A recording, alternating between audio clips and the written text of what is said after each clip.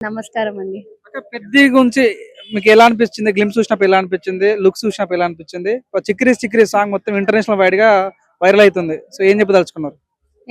అంటే లైక్ ఇన్ని ఇయర్స్ తర్వాత మళ్ళొక మూవీ హిట్ కొట్టబోతున్నాడు 'రామ్ చరణ్' అనేసి అనిపిచ్చింది. సో, ఆ లుక్ కానీ, ఆ 'చిక్కిరి' సాంగ్ గాని ఓవరాల్‌గా చూసుకుంటే చాలా బావుంది. అండ్ 'మృణాల్ ఠాగూర్' వచ్చేసి ఐటెమ్ సాంగ్ గదా! సో, తనకు సెట్ అవుతదా? అవ్వదా? అనేసి ఒక సాంగ్ గ్లింప్స్ ఏమైనా రిలీజ్ చేస్తే చూడొచ్చు. హ్మ్. అది. 'చిక్కిరి' సాంగ్ చూసినప్పుడు ఏమనుకో అక్కడంతా చాలా మంది ట్రోల్ చేస్తారు. ఇది బాత్రూమ్ స్టెప్ లాగా ఉందన్నారు. ఇప్పుడు వాళ్ళే ఇంటర్నేషనల్ వైడ్‌గా దీన్ని ప్రమోట్ చేస్తున్నారు. ఏ రకంగా చూడొచ్చు? అంటే నాకైతే నచ్చింది 'చిక్కిరి' సాంగ్. ఓవరాల్‌గా బానే ఉంది. కాకపోతే కొంచెం ఇవి ఉంటాయి గదా! దేనికో దానికి మచ్చ అన్నట్టు. ఇప్పుడు తండ్రి 'చిరంజీవి' 300 కోట్లు కొట్టిండు మొన్న సినిమాతోని. ఇప్పుడు కొడుకు 'పెద్ది' సినిమాతోని పాన్ ఇండియా ఏలబోతున్నా అనొచ్చా? 1000 కోట్లు కొడతాడు కావచ్చు. 1000 కోట్లు పక్కా. అనుకుంటున్నా. ఆ! హ్మ్. అంటే తండ్రికి తగ్గ తనయుడు అనుకోవచ్చాక చిరంజీవి గారిని చిరంజీవి హిట్ కొట్టినంక అనుకోవచ్చు. హిట్ కొట్టింది. అనుకోవచ్చు. తండ్రికి తక్కువ తనయుడు అని అనుకోవచ్చు. ఇంకా లుక్స్ చూసినప్పుడు ఏమనిపిస్తుంది? రామ్ చరణ్ గారిని ఆ విలేజ్ బ్యాక్‌గ్రౌండ్ అట్లా చూడడం. అంటే పర్లేదు న్యూ లుక్ గదా! అంటే ఇది వరకు మనం రంగస్థలంలో చూసుకుంటే అదే లుక్. ఇందులో గూడా నాకు అలానే అనిపించింది లుక్స్. అంటే డ్రెస్సింగ్ గాదు. హెయిర్ స్టైల్ లుక్ కొంచెం అట్లా అనిపించింది అట్లా. మరి ఈ పెద్దితోని పుష్పని ఢీకొట్టే ఛాన్సెస్ అంటావా? అంత లేదు స్పిరిట్ కొడతది. పెద్ది కొట్టదా? హుహు. కష్టమే. కష్టమే.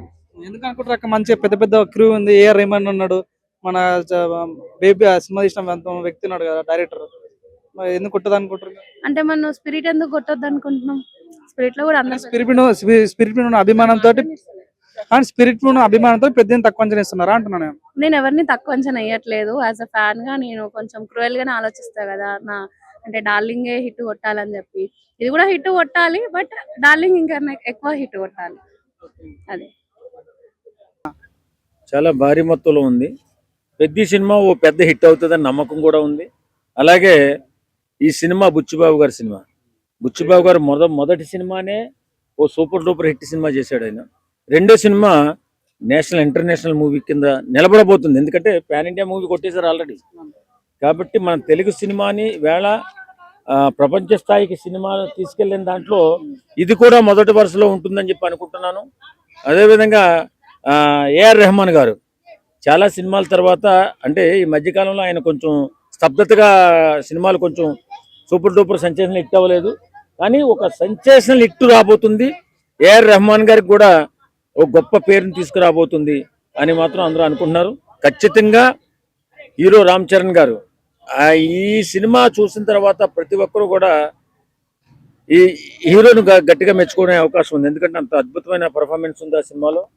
నిజంగా బుచ్చిబాబు గారికి, రామ్ చరణ్ గారికి, అలాగే మన ఏఆర్ రెహమాన్ గారికి గొప్ప స్థాయిని తీసుకొచ్చే సినిమాగా నిలబడబోతుందని చెప్పి అనుకుంటున్నాను.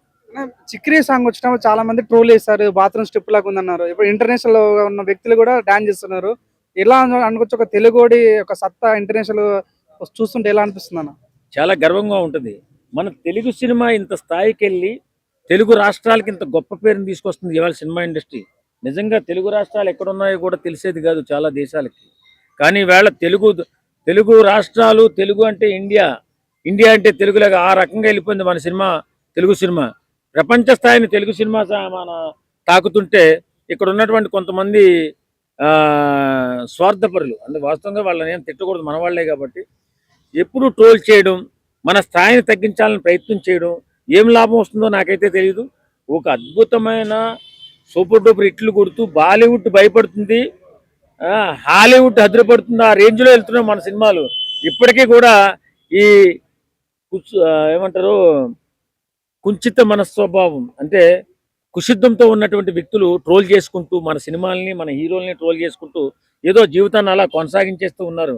అది కరెక్ట్ కాదురా బాబు. ఈ సందర్భంగా చెప్తున్నా, మన మన సినిమాని మన తెలుగు రాష్ట్రాలని గుర్తించే విధంగా ప్రపంచ స్థాయిని తాకినప్పుడు మనం అదే గౌరవంగా ఉండాలి తప్ప మనల్ని మనమే కించపరుచుకుని, మన హీరోలను మనమే కించపరుచుకుని, మన తెలుగు సినిమాలను మనమే కించపరుచుకుని ఇలా రోడ్డు మీద పట్టుకుంటే ఏం బాగుండదు.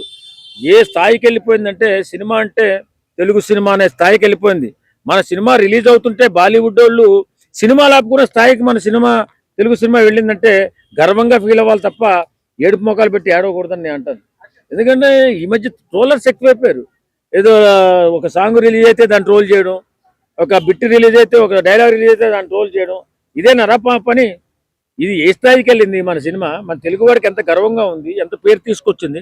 ఎక్కడికి వెళ్ళినా తెలుగు వాళ్ళంటే ఇప్పుడు ఒకప్పుడు ఎంత నీచంగా చూసారో ఇప్పుడు అంత ప్రేమగా చూస్తున్నారు. కేవలం సినిమానే ఆ పేరు తీసుకొచ్చిందని నేను నమ్ముతాను. నిజంగా సినిమాలో చూడండి, ట్రోల్ చేసి వెధవలుగా దిగజారిపోకండి. నిజంగా మన తెలుగు సినిమా స్థాయి ప్రపంచ స్థాయిని తాకింది. అంత అద్భుతమైన సినిమాలు తీస్తున్నారు మన డైరెక్టర్లు, హీరోలు. కాబట్టి ఇలాంటి గొప్ప పేరు సంపాదిస్తున్నటువంటి సినిమా ఇండస్ట్రీని ఇంకా ముందుకెళ్లేలాగా ప్రయత్నం చేయాలి తప్ప తొక్కాలని ప్రయత్నం చేద్దని అనుకుంటున్నాను.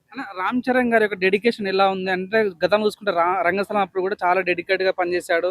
ఇప్పుడు ఎలా అనిపిస్తుంది ఆయన అంటే కట్అవుట్ చూస్తుంటారు ప్రతిసారి ఒక ముక్కుడు పుడక, ఒక షర్టు, అది చాలా డిఫరెంట్ గా ప్లాన్ చేసినట్టు అనిపిస్తుంది. ఆయనకు అంటే తండ్రికి తగ్గ తనయుడు అనుకోవచ్చా రామ్ చరణ్ గారిని?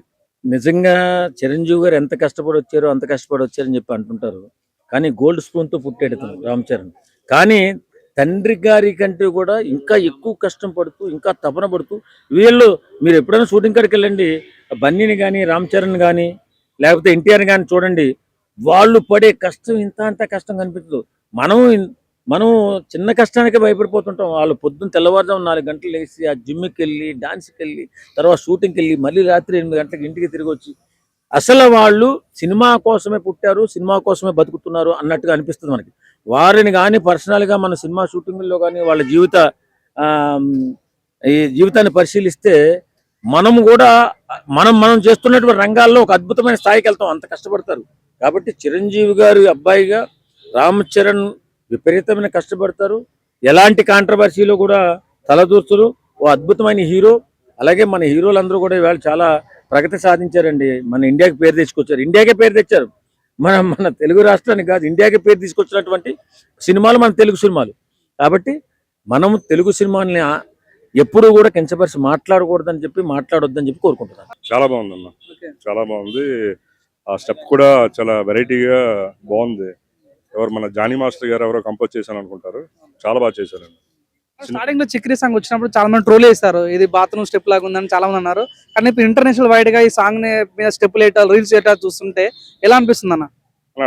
ట్రోల్ చేయడం ఈజీ అన్న, అంటే దానికి ఏముంది, సింపుల్ గా ట్రోల్ చేయిస్తాం. కానీ దాని వెనకతల బ్యాక్గ్రౌండ్ వర్క్ చాలా కష్టం ఉంటుంది కదా.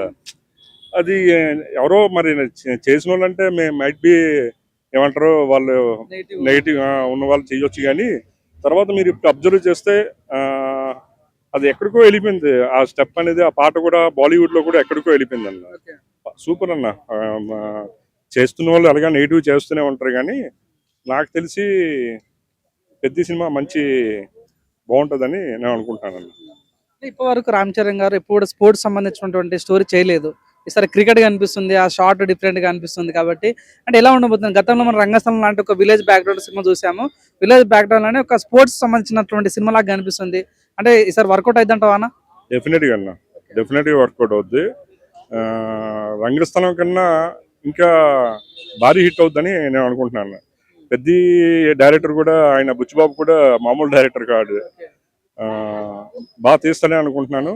నాకు తెలిసి మీరు అంటున్నారు కదా రంగస్థలం అని, నాకు తెలిసి పుష్ప కన్నా బాగుంటుందేమో అనిపిస్తుంది. మీరు పుష్ప అన్నారు కాబట్టి అడుగుతున్నా, పుష్పని ఢీ కొడతా అంటావా పెద్ద సినిమా? అంటే కొట్టొచ్చు అన్న. ఎందుకంటే రామ్ చరణ్కి మీరు అబ్జర్వ్ చేస్తే బాలీవుడ్ లో మంచి ఇది ఉంది. బాలీవుడ్ అనే కాదు కానీ ఈవెన్ అన్ని స్టేట్ లో కూడా రామ్ చరణ్కి మంచి ఏమంటారు ఆదరణ ఉంది, అన్నీ ఉన్నాయి. డెఫినెట్ గా కొడతాదని నేను అనుకుంటున్నాను అన్న. అన్న మొన్న రీసెంట్ చూసుకున్నట్టంటే రామ్ చరణ్ వాళ్ళ డాడీ మెగాస్టార్ గారు 300 కోట్లు సంపాదించడం జరిగింది. ఇప్పుడు తండ్రికి తగ్గ తనయుడు రాబోతున్నాడు పెద్ద సినిమా ద్వారా అనుకోవచ్చు అన్న? తప్పకుండా అన్న. తండ్రి తగ్గ కొడుకే తను రామ్ చరణ్. అంటే ఏమంటారు, ఇప్పుడు సచిన్ కొడుకున్నాడు కదా, తనంత క్రికెట్ లో అంత రాణించకపోవచ్చు. కానీ రామ్ చరణ్ అయితే ఫిల్మ్ ఇండస్ట్రీలో చిరంజీవి గారి పేరు నిలబెట్టాడు అన్న, దాటేశాడు అన్న, దాటేశాడు. ఎలా ఉండబోతాను మరి పెద్ద సినిమాకి? మేబీ ఫ్యూచర్ లో మన ఆస్కర్ వచ్చే ఛాన్స్ అంట, ఆస్కర్ కానీ నేషనల్ అవార్డు కానీ రావచ్చు అన్న, డెఫినెట్గా రావచ్చు. మీరు అబ్జర్వ్ చేస్తే రంగస్థలంలో మన రామ్ చరణ్ గారు యాక్షన్ అయితే దుల్లగొడిశారు.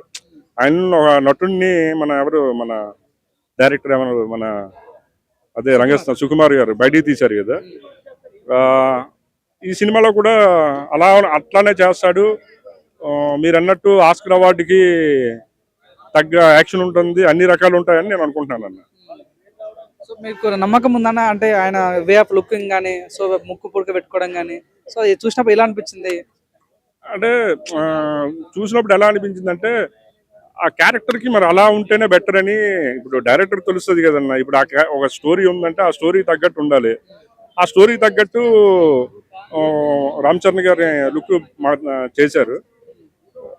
బానే ఉంటుందన్న, బానే ఉంది, లుక్ కూడా బానే ఉంది. సినిమా కూడా డెఫినెట్ గా మంచి సక్సెస్ అవుతుందని నేను అనుకుంటున్నాను. ఇప్పుడు దేశం మొత్తం కూడా మన తెలుగు ఫిలిం ఇండస్ట్రీ యాక్టర్స్ మొత్తం దేశాన్ని దున్నేస్తున్నారు. మన మెగాస్టార్ కానీ, మనం చూసుకుంటే ప్రభాస్ కానీ, సో మన అల్లు అర్జున్ కానీ. ఏం చెప్పదలుచుకున్నారు అన్న? మన వాళ్ళ సత్తా ఇప్పుడు ఇంటర్నేషనల్ వైడ్ గా వెళ్తుంది కాబట్టి ఏం చెప్పదలుచుకున్నారు? అది ఒక గర్వకారణమే కదన్న. అంటే మన తెలుగు ఫిల్మ్ ఇండస్ట్రీ ఇంతకుముందు ఎప్పుడో చెన్నైలో ఉండేది. చెన్నై నుండి హైదరాబాద్ వచ్చింది. హైదరాబాద్ వచ్చిన తర్వాత ఒక బాహుబలి కానీ, ఒక పుష్ప కానీ, దాని తర్వాత అంటే చాలా సినిమాలు, అంటే నాట్ ఓన్లీ తెలుగు అనట్లేదన్న, ఈవెన్ సౌత్ కూడా చూస్తే ఒక కాంతారా కానీ, కేజీఎఫ్ కానీ. మన సౌత్ అంతా ఇన్నాళ్ళు ఏంటంటే వాళ్ళు ఒక హాలన్ గా చూసేవారు బాలీవుడ్ వాళ్ళు. ఓ సౌత్ అంటే ఒక ఇప్పుడు చిన్న చూపు ఉండేది. ఇప్పుడు అది దాటేసామన్న. ఇప్పుడు మన సినిమాల కోసం వాళ్ళు వెయిట్ చేస్తున్నారు బాలీవుడ్ లో. మనం ఎప్పుడు ఏ సినిమా వస్తుంది, సౌత్ లో ఏ సినిమా వస్తుంది, ఏది చూద్దామని ఈగర్లీ వెయిట్ చేస్తున్నారు. అంటే ఆ రేంజ్ దాటిసామన్న. మీరు అన్నట్టు ఇంటర్నేషనల్ రేంజ్ కూడా దాటేస్తాం కూడా డెఫినెట్ గా. సో అంటే ఇదే సినిమాలో మృణాల్ ఠాకూర్ అండ్ సీతారామన్ చేసినటువంటి హీరోయిన్ ఒక ఐటమ్ సాంగ్ చేయబోతుందంట. అంటే ఎలా ఉండబోతుంది? రంగస్థలం కూడా ఒక ఐటమ్ సాంగ్ చూసాము. ఇప్పుడు ఇట్లాంటి ఐటమ్ సాంగ్ మనకు చూడొచ్చు అంటావా? ఎలా ఉండబోతుంది? బానే ఉంటది అని అనుకుంటున్నాను అన్న. ఎందుకంటే మ్యూజిక్ కూడా మన ఏఆర్ రెహమాన్ గారు కాబట్టి ఎక్స్పెక్టేషన్స్ కొంచెం బానే ఉంటాయి. ఆయన కూడా ఎక్స్పెక్టేషన్ రీచ్ అవుతారని నేను అనుకుంటాను అన్న. రీసెంట్ గానే ఏఆర్ రెహమాన్ పైన కొన్ని కాంట్రవర్సీ జరిగింది. సో అది మన సినిమా మీద ఎఫెక్ట్ అయ్యే ఛాన్స్ ఉందా? ఏం ఉండదన్న. అంటే మీకు చెప్తున్నాను కదా, ఈ ట్రోల్ చేసే వాళ్ళు ఎలాగా ట్రోల్ చేస్తుంటే ఉంటారు. ఏఆర్ రెహమాన్ అంటే ఆయన ఒక పెద్ద మ్యూజిక్ డైరెక్టర్ అన్న. ఆయన స్టామినాని పట్టుకోవడం కష్టం. ఇప్పుడు మీరు అబ్జర్వ్ చేస్తే ఆయన ఎవరు, మన మణిశర్మ గారు కూడా ఏఆర్ రెహమాన్ గారి దగ్గర అసిస్టెంట్ చేశారు అనుకుంటాను. వీళ్ళందరూ అక్కడి నుంచి వచ్చిన వాళ్ళే.